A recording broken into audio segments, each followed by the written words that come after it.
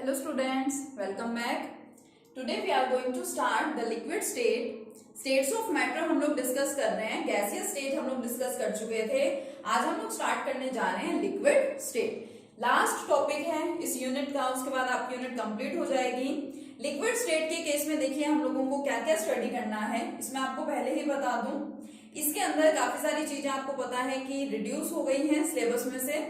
उसमें से जो लिक्विड स्टेट में जो जो टर्म्स हम लोगों को पढ़नी है वो टर्म्स क्या है पहले तो ये बताती हूँ. हमें लिक्विड की पहले प्रॉपर्टीज को डिस्कस करना है, उसके बाद vapour pressure, surface tension and viscosity. सिर्फ ये तीन टर्म्स हम लोगों को पढ़नी है और आपको इसके अंदर थोड़ा सा फैक्टर्स पढ़ने हैं. सबसे पहले तो आपको डिफाइन करना है कि ये टर्म्स होती क्या हैं और कौन कौन से फैक्टर्स हैं जो इनको अफेक्ट करते हैं. कौन से फैक्टर्स हैं जो वेपर प्रेशर को अफेक्ट कर सकते हैं, सरफेस टेंशन को अफेक्ट कर सकते हैं, एज वेल एज विस्कोसिटी को अफेक्ट कर सकते हैं. जो भी मैथमेटिकल एक्सप्रेशन था, जो भी डेरिवेशंस थे, वो यहाँ पे सिलेबस में से आपके हटा दिए गए हैं. ठीक है, तो बहुत सिंपल सा कंसेप्ट हमारा बच गया है. और वैसे भी लिक्विड स्टेट और ये जो तीनों टर्म्स मैंने आपको अभी बताई काफी इजी हैं और थोड़ी और क्या है इंटरेस्टिंग भी है. ठीक है, थोड़ा सा उसको अच्छे से समझने की जरूरत है, बस काफी इजी लगेगी आपको. तो सबसे पहले तो लिक्विड स्टेट, हम लोग इस लिक्विड स्टेट को डिफाइन करेंगे कैसे. कॉन्स्टिट्यूएंट पार्टिकल्स की अरेंजमेंट के बेसिस पे हम लोग डिफाइन करते हैं. आप लोगों ने पढ़ा हुआ है कि जिसमें कॉन्स्टिट्यूएंट पार्टिकल्स बहुत ज्यादा क्लोज होते हैं एक दूसरे के, इतने क्लोज कि उनमें इंटरमोलिकुलर फोर्सेस ऑफ अट्रैक्शन सबसे ज्यादा स्ट्रॉन्ग होते हैं, वो हमारी सॉलिड स्टेट है. जिसमें कॉन्स्टिट्यूएंट पार्टिकल्स बहुत ज्यादा दूर दूर होते हैं एक दूसरे से, in which the constituent particles are far away from each other, वो स्टेट क्या है, गैसियस स्टेट है. और इन दोनों का जो इंटरमीडिएट है that is the liquid state. मतलब लिक्विड स्टेट में आपको क्या मिलेगा, सपोज ये कंटेनर है जिसके अंदर कोई लिक्विड फिल्ड है, तो पार्टिकल्स आपको कैसे मिल सकते हैं. यहाँ है पार्टिकल, मान लीजिए इधर है, इस तरीके से. ठीक है, ये क्या हो गई है आपकी, it is the liquid state. Particles बहुत ज्यादा क्लोज भी नहीं है और पार्टिकल्स बहुत ज्यादा दूर दूर भी नहीं है. लिक्विड की, अब लिक्विड के बारे में आपको पता चल गया तो फिर आपको लिक्विड की प्रॉपर्टीज भी पता होनी चाहिए. लाइक लिक्विड की शेप, वॉल्यूम के बारे में, लिक्विड के मेल्टिंग पॉइंट, बॉइलिंग पॉइंट के बारे में, या और कोई अदर एडिशनल प्रॉपर्टीज लिक्विड की हैं, तो सबसे पहले तो वो सब आपको पता होना चाहिए. तो चलिए सबसे पहले प्रॉपर्टीज को डिस्कस करते हैं. सबसे पहले फर्स्ट प्रॉपर्टी की बात करें, प्रॉपर्टीज ऑफ लिक्विड. क्या पढ़ने वाले हैं हम लोग, प्रॉपर्टीज ऑफ लिक्विड. लिक्विड्स की फर्स्ट प्रॉपर्टी की मैं बात करूं तो फर्स्ट प्रॉपर्टी क्या, उसकी शेप एंड वॉल्यूम के बारे में. Shape and volume of liquid. Solids में हम लोग पढ़ते हैं कि जो सॉलिड्स हैं उनकी डेफिनेट शेप है, डेफिनेट ही वॉल्यूम होती है. गैसेस में हम लोगों ने डिस्कस किया कि gases neither have fixed shape NOR have fixed volume. Now what about liquids. Liquid के केस में आपको पता है जो वॉल्यूम है, वॉल्यूम तो क्या रहती है, फिक्स रहती है, फिक्स और डेफिनेट वॉल्यूम. बट शेप जो है it is not fix.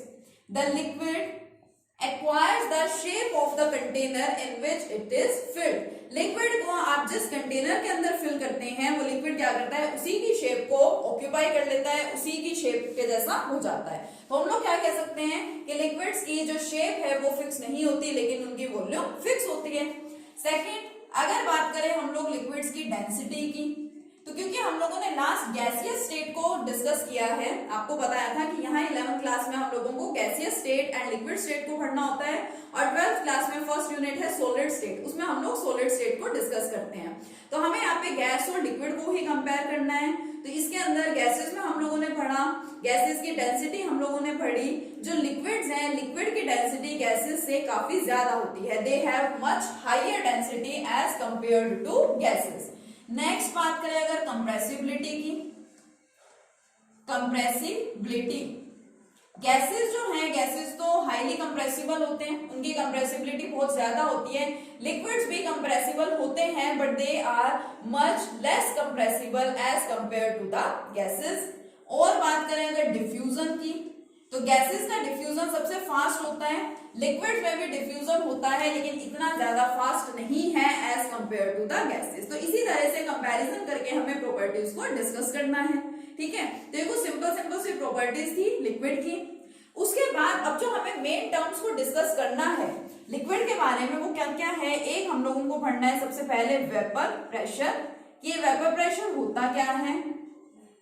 Second हम लोगों को पढ़नी है यहाँ पे सरफेस टेंशन, कि सरफेस टेंशन क्या है।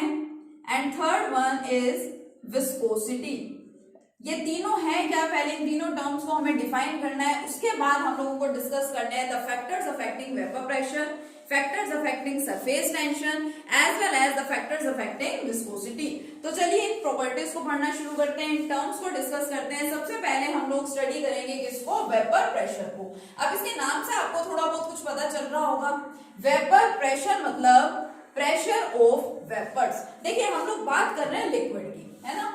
चलिए स्टार्ट करते हैं इसको। देखिए वेपर प्रेशर, बात किसकी कर रहे हैं हम लोग बात कर रहे हैं लिक्विड की। तो मान लीजिए मेरे पास एक कंटेनर में कोई भी लिक्विड यहाँ पे प्रेजेंट है, ये क्या है, कोई भी लिक्विड है। अब मैंने क्या किया, मैंने इसको टेम्परेचर प्रोवाइड किया, और टेम्परेचर प्रोवाइड करने से क्या हुआ, इसके वेपर्स बनने शुरू हो गए। मान लीजिए वेपर्स बने, ये वेपर कहाँ है, इसके ऊपर जाकर के कलेक्ट हो जाएंगे। तो ये सपोज ये एक वेपर, दूसरा, तीसरा, चौथा, पांचवा, इस तरह से डिफरेंट वेपर्स की क्या होती रहती है, फॉर्मेशन होती है। तो वेपर प्रेशर क्या है, it is the pressure exerted by vapours of liquid. जो भी हम लोगों ने लिक्विड फिल किया है कंटेनर में, उसके जो वेपर्स बने हैं उसको हीट करने से वो वेपर्स जितना प्रेशर एक्सर्ट कर रहे हैं उसी को हम लोग क्या बोलते हैं, वेपर प्रेशर बोलते हैं। अब जरूरी तो नहीं है कि हर लिक्विड में जितने भी वेपर्स बनेंगे वो सब इक्वल प्रेशर ही एक्सर्ट करेंगे, ज्यादा भी हो सकता है प्रेशर वेपर्स का और कम भी हो सकता है। तो बस वही हम लोगों को फैक्टर्स यहाँ पे पढ़ने हैं कि कौन कौन से फैक्टर्स हैं जो कि वेपर प्रेशर को अफेक्ट करते हैं। मींस कौन से फैक्टर डिसाइड करेंगे कि वेपर प्रेशर ज्यादा होगा या फिर वेपर प्रेशर कम होगा। तो जो मैं आपको फैक्टर्स बताने जा रही हूँ वही फैक्टर्स वेपर प्रेशर को अफेक्ट करते हैं, वही फैक्टर्स सरफेस टेंशन को अफेक्ट करेंगे, और वही फैक्टर्स अफेक्ट करते हैं विस्कोसिटी को। तो एक बार अच्छे से समझने की जरूरत है। सबसे पहले पढ़ने हैं हम लोग factors affecting vapour pressure. Vapour pressure मैं आपको वापस से बता रही हूँ, the pressure exerted bye vapour of the liquid. Liquid के वेपर्स जो कि प्रोड्यूस हो गए यहाँ पे, वो कितना प्रेशर एक्सर्ट कर रहे हैं, that is known as the vapour pressure of the liquid. Factors affecting vapour pressure, two main factors हैं जो वेपर प्रेशर को अफेक्ट करते हैं। First one is the nature of liquid. जो हम लोगों ने लिक्विड फिल कर रखा है कंटेनर में, उसकी नेचर क्या है। नेचर का मतलब nature in the sense of intermolecular forces. जो आपके पास लिक्विड प्रेजेंट है, सभी लिक्विड के पार्टिकल्स में intermolecular forces of attraction same तो नहीं हो सकता, किसी के अंदर बहुत ज्यादा हो सकता है, किसी के अंदर थोड़ा सा कम हो सकता है। तो वही हमें देखना है कि नेचर क्या है लिक्विड की, इंटरमोलिक्यूलर फोर्सेस ऑफ अट्रैक्शन कम है या फिर ज्यादा है। तो फर्स्ट फैक्टर तो ये है जो डिस्कस करेंगे हम लोग। And second factor is the temperature. Temperature भी मेन रोल प्ले करता है वेपर प्रेशर को डिसाइड करने में कि कितने वेपर्स की फॉर्मेशन होगी और वो वेपर्स कितना प्रेशर एक्सर्ट करेंगे। तो इन फैक्टर्स को हम लोग डिस्कस करेंगे। सबसे पहले हम डिस्कस करेंगे नेचर ऑफ लिक्विड। दो एग्जांपल्स की हेल्प से मैं आपको बता रही हूँ। मैं दो कंटेनर्स यहाँ पे लेती हूँ। देखिए इट इज फर्स्ट कंटेनर, इसके अंदर मान लीजिए कोई लिक्विड प्रेजेंट है। इट इज सेकेंड कंटेनर, इसके अंदर भी कोई लिक्विड प्रेजेंट है। ठीक है, ये मेरा container A and it is my container B. दोनों में लिक्विड प्रेजेंट है, अलग अलग लिक्विड है। अब अलग अलग लिक्विड है तो इनके अंदर इंटरमोलिक्यूलर फोर्सेस ऑफ अट्रैक्शन भी क्या होंगे, डिफरेंट होंगे। तो मान लीजिए जो आपका ए है, इसके अंदर प्रेजेंट है मोर इंटरमोलिक्यूलर फोर्सेस ऑफ अट्रैक्शन।